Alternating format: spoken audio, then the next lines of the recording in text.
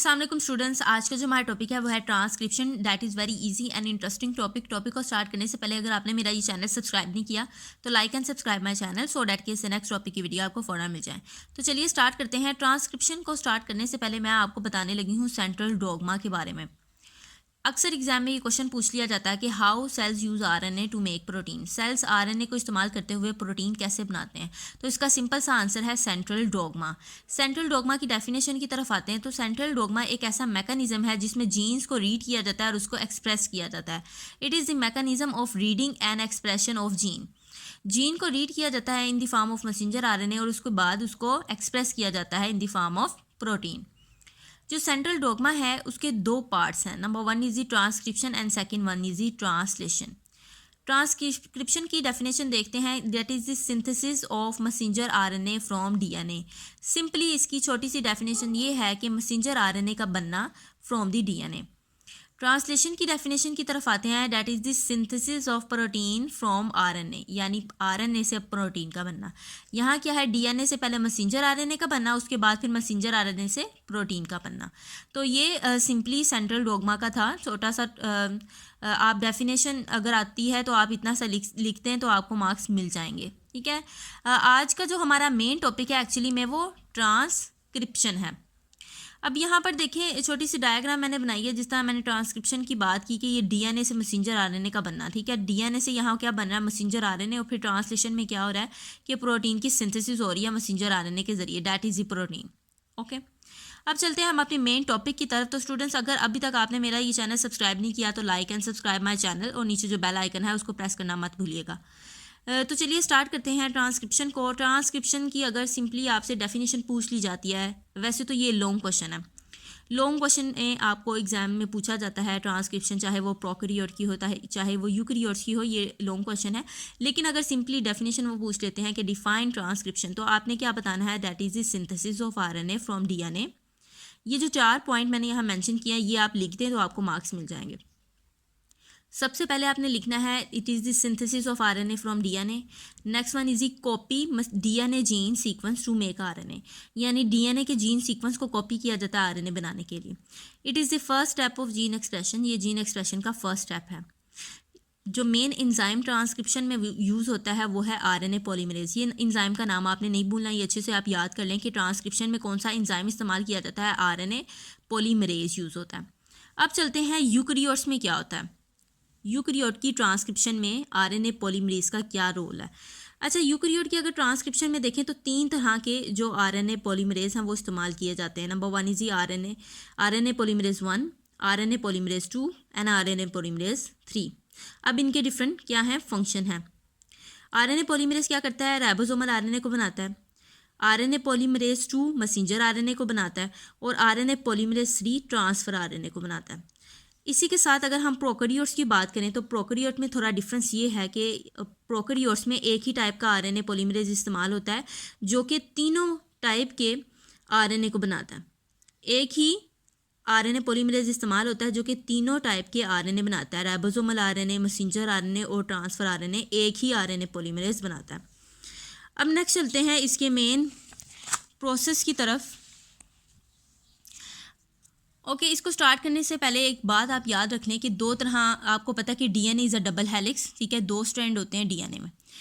ऐसा स्ट्रैंड जो कि इस्तेमाल नहीं होता ट्रांसक्रिप्शन में उसे कहते हैं कोडिंग स्ट्रैंड या सेंस स्ट्रैंड कहते हैं। ठीक है, ये जो आपको ग्रीन कलर का दिखाई दे रहा है, मैंने इसमें 2 कलर्स यूज़ किए हैं ताकि अच्छे से डिफ्रेंशिएट हो जाए। ये जो ग्रीन कलर का आपको दिखाई दे रहा है ये ट्रांसक्रिप्शन में इस्तेमाल नहीं होता।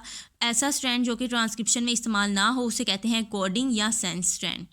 और ऐसा स्ट्रैंड जो कि ट्रांसक्रिप्शन में इस्तेमाल होता है that is called the template या एंटी सेंस स्ट्रैंड। ठीक है, टेम्पलेट को सांचा भी कहते हैं उर्दू में। ठीक है, अब ये डीएनए क्या हो रहा है, इस्तेमाल हो रहा है मैसेंजर आरएनए को बनाने के लिए। ठीक है, the process of कॉपिंग messenger RNA from DNA is called transcription. अब इसकी प्रॉपर डेफिनेशन की तरफ चले जाते हैं। एग्जाम में अक्सर पूछ ली जाती है difference between template strand and coding strand. तो टेम्पलेट स्ट्रैंड की डेफिनेशन, दो strands which will be transcripted का मतलब है ट्रांसक्रिप्ट कहते हैं कॉपी को। ठीक है, ऐसा स्ट्रैंड जो कॉपी होगा is called the template stand और एंटीसेंस स्टैंड। कोडिंग स्टैंड की तरफ आते हैं, दो stands which will not be transcripted is called coding और सेंस स्टैंड। नेक्स्ट हम अब चलते हैं प्रोमोटर की तरफ। प्रोमोटर एक बहुत इंपॉर्टेंट साइट है ट्रांसक्रिप्शन के प्रोसेस में। प्रोमोटर होता क्या है? It is the site of DNA.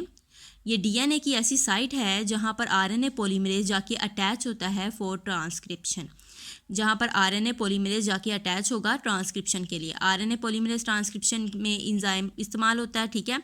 और डीएनए की ऐसी साइट जहाँ पर आरएनए पॉलीमरेज जाके अटैच होगा ट्रांसक्रिप्शन के लिए, उसे हम कहते हैं प्रोमोटर। यहाँ मैंने छोटी सी डायग्राम बनाई है, ठीक है। आप सपोज़ कि ये साइट जो है ये ट्रांसक्रिप्शन होगी यहाँ पर डीएनए के, ठीक है। तो ऐसी साइट, ये जो आपको रेड कलर में दिखाई दे रहा है, दैट इज़ द प्रोमोटर, ठीक है। इस प्रोमोटर की जो ये जो डीएनए की साइट है, ठीक है, जहाँ पर आरएनए पॉलीमरेज ने जाके अटैच होना है, उसको क्या कहते हैं? प्रोमोटर। यहाँ पर आके आरएनए पॉलीमरेज अटैच होगा ट्रांसक्रिप्शन के लिए। अच्छा, within the promoter they are the two binding site. Promoter के अंदर दो बाइंडिंग साइट होती है, ठीक है। ये बाइंडिंग साइट्स प्रोकैरियोट्स में और यूकैरियोट में डिफर करती हैं, ठीक है। प्रोकैरियोट की बाइंडिंग साइट्स देखते हैं। प्रोमोटर की दो बाइंडिंग साइट्स होती हैं, ठीक है। सबसे पहले तो आपने ये याद रखना है। अब हम प्रोकैरियोट्स में प्रोमोटर की बाइंडिंग साइट देखने लगे हैं। जो प्रोकैरियोट में प्रोमोटर की बाइंडिंग साइट होती है, that is the -35 sequence and -10 sequence, ठीक है। एक होती है टीटी गाका, ठीक है, और इसका क्या सीक्वेंस होता है? प्रोकैरियोट में -35 सीक्वेंस पे होती है। और एक होती है टाटा एट, जो कि -10 सीक्वेंस पर होती है। इसी तरह अगर हम यूकैरियोट्स की बात करें तो यूकैरियोट में टीटी गाका कहाँ होती है? -75 सीक्वेंस पर। और टाटा एट कौन से सीक्वेंस पर होती है? -25 सीक्वेंस पर, ठीक है। ये आपने चीज़ याद रखनी है, ये आपको एमसीक्यूज़ में भी पूछा जा सकता है। और आगे जब आपने डिफ्रेंशिएट करना है इसको प्रोकैरियोट में और यूकैरियोट में, तो ये चीज़ लाजमी आपने याद रखनी है। अब चलते हैं थोड़ी सी डिटेल की तरफ आरएनए पॉलीमरेज की। आरएनए पॉलीमरेज एक ऐसा एंजाइम है जो कि ट्रांसक्रिप्शन में इस्तेमाल होता है, और इसकी क्या है? दो पार्ट्स हैं आरएनए पॉलीमरेज के। Number 1 is the sigma factor and second 1 is the core enzyme. Sigma factor की तरफ सबसे पहले चलते हैं। सिग्मा फैक्टर क्या करता है? ये बात याद रखनी है कि ये दोनों पार्ट किसके हैं? आरएनए पॉलीमरेज के हैं, एंजाइम के पार्ट हैं, ठीक है। और इसका जो सिग्मा फैक्टर है वो क्या करता है? करेक्टली इनिशिएट करवाता है ट्रांसक्रिप्शन को। सिग्मा फैक्टर का काम क्या है? कि ट्रांसक्रिप्शन को इनिशिएट करवाना, शुरू करवाना, ठीक है। इसके अलावा help to attach with promoter. और क्या करता है? सिग्मा फैक्टर हेल्प करता है आरएनए पॉलीमरेज की कि वो प्रोमोटर के साथ जाके अटैच हो जाए। अच्छा, जब सिग्मा फैक्टर ट्रांसक्रिप्शन को शुरू करवा लेता है, उसके बाद ये रिलीज़ हो जाता है। इसका बस इतना ही काम होता है कि इसने ट्रांसक्रिप्शन को शुरू करवाना है और आरएनए पॉलीमरेज को जाके प्रोमोटर के साथ अटैच करवाना है। उसके बाद क्या होगा? ये रिलीज़ हो जाता है। अब चलते हैं कोर एंजाइम की तरफ। कोर एंजाइम क्या करेगा? It copy the DNA gene sequence to make RNA. ये कॉपी करेगा डीएनए के जीन सीक्वेंस को ताकि आरएनए बनाया जा सके। और ये मूव करेगा ऑन दी टेम्पलेट स्टैंड। ये टेम्पलेट स्टैंड पर मूव करेगा। कोर एंजाइम क्या करेगा? टेम्पलेट स्टैंड पर मूव करेगा और डीएनए जीन्स के सीक्वेंस जो हैं, डीएनए जीन सीक्वेंस को कॉपी करेगा ताकि आरएनए बनाया जा सके। जबकि सिग्मा फैक्टर क्या होता था कि इनिशिएशन जब होती थी ट्रांसक्रिप्शन की, तो उसके बाद क्या हो जाता था? रिलीज़ हो जाता था। लेकिन कोर एंजाइम क्या करेगा? मूव करेगा ऑन दी टेम्पलेट स्टैंड। आगे मैं आपको एक फिगर के ज़रिए ये समझाती हूँ कि अब ये सपोज कर लें कि ये डीएनए है, ठीक है। डीएनए की ये क्या है? प्रोमोटर साइट है। प्रोमोटर उस साइट को कहते हैं डीएनए की जहाँ पर आरएनए पॉलीमरेज ने जाके अटैच होना होता है। तो ये क्या है? प्रोमोटर रीजन है जहाँ पर आरएनए पॉलीमरेज जाके अटैच होगा। अब होगा क्या कि ये जहाँ पर आरएनए पॉलीमरेज अटैच है, ये क्या करेगा कि आगे जो डबल स्ट्रैंड होते हैं डीएनए के, इनको क्या कर देगा? ओपन कर देगा इस तरह से। ये आरएनए पॉलीमरेज है जिसने क्या किया कि जो दो स्ट्रैंड थे डीएनए के, उनको क्या कर दिया है? ओपन कर दिया।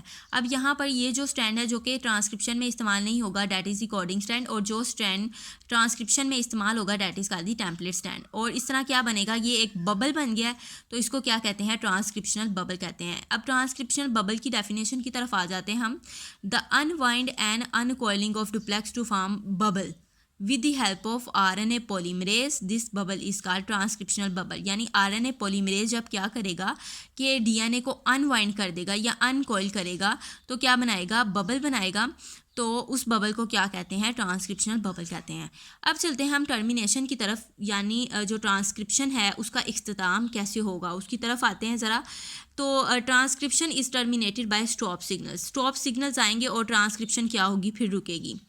ठीक है, ट्रांसक्रिप्शन कब रुकेगी, जब स्टॉप सिग्नल्स आएंगे। अब वो सिग्नल्स क्या हैं, इन विच जीसी फॉलोड बाय एटी, जिसमें जीसी फॉलो करेगा एटी को और पोली यू फॉलो करेगा जीसी को। इसको मैं अभी फिगर के ज़रिए आपको समझाती हूँ। The stop signals make hairpin in the messenger RNA, और जो स्टॉप सिग्नल्स होंगे वो हेयर पिन बना देंगे इन दी मैसेंजर आरएनए।